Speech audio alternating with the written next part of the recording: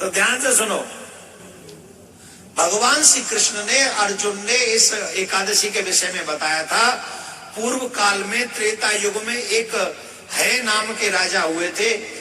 है नाम के राजा के वंश में कृतवीर नाम का राजा हुआ था। वह वैष्मती में अपना राज्य चलाता था। उस राजा की 1000 पत्नियां थी। कितनी? 1000 पत्नियां थी, पर पुत्र एक भी नहीं था। ये उसका दुख था। ध्यान से सुनिएगा, उसको एक भी पुत्र नहीं था, ये उसको दुख था। उसे अनेकों बार बड़े बड़े यज्ञ भी किए थे, बड़े प्रयास भी किए थे कि कोई पुत्र हो जाए, पर उसको कोई पुत्र नहीं हुआ था।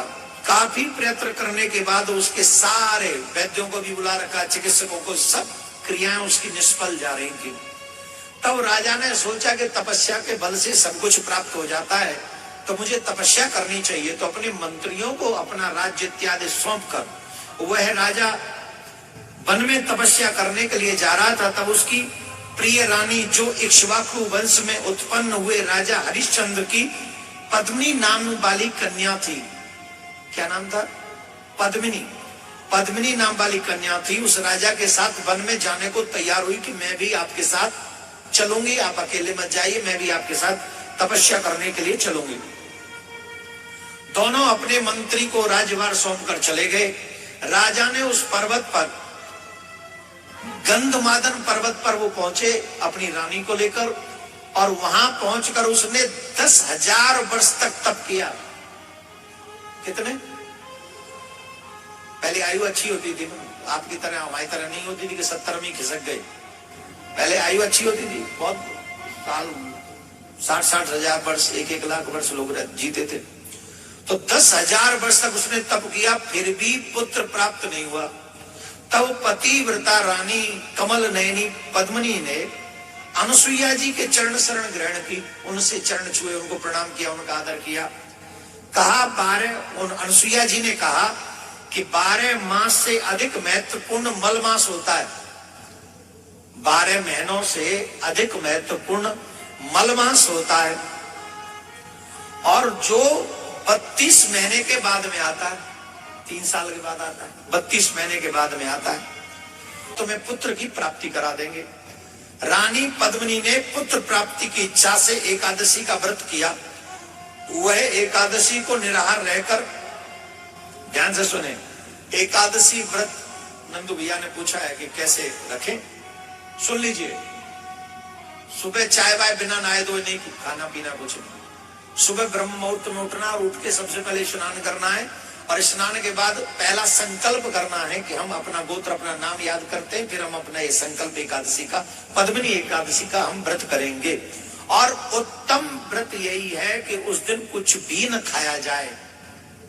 उत्तम वेदांत है कि जल भी न पिया जाए, लेकिन अगर उस पर न रह सको तो उसमें यह है कि आप पेय पदार्थ, चाहे दूध ले लो, चाहे रस ले लो, चाहे वो आजकल मैंगो शेक मिल जाता है वो ले लो, जूस भी लो, तो वो जिसमें नमक वमक न डालना, सेंधा वेंधा कोई नमक मत डालो, नमक लेस कर दो।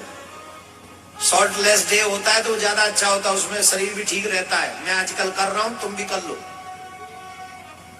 मैं कर रहा हूं बीच में। तो सेंधा नमक लेना ये भी मत, जो जिनकी कोई प्रॉब्लम हो वो ले सकते हैं। अगर आप इसे ऐसे भी न रख सकते हो तो भी कुछ फ्रूट्स खा के रख लें। वो भी न रख सकें तो 1-2 चीजें भी खा सकते, वैसे फल ही खाओ तो ज्यादा उत्तम व्यवस्था है, और वो भी दिन में 1 बार खाना है। बार बार खाने को व्रत नहीं कहते। पेट को रेस्ट मिले इसी के लिए फास्ट रखा जाता है, भगवान की याद बनी रहे इसके लिए है। तो ऐसे इस व्रत को रखना है।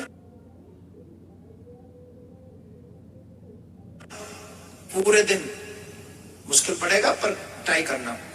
पूरे दिन सत्य बोलना है, ब्रह्मचर्य का पालन करना है, रात्रि में सोना नहीं है, जागरण करना। ये उत्तम व्रत की विधा ये है, ऐसे इस व्रत को रखना चाहिए।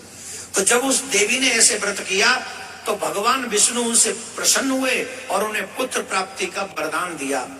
और इसी पद्मिनी व्रत के, पद्मिनी एकादशी के व्रत के माध्यम से ही उनको पुत्र की प्राप्ति हुई।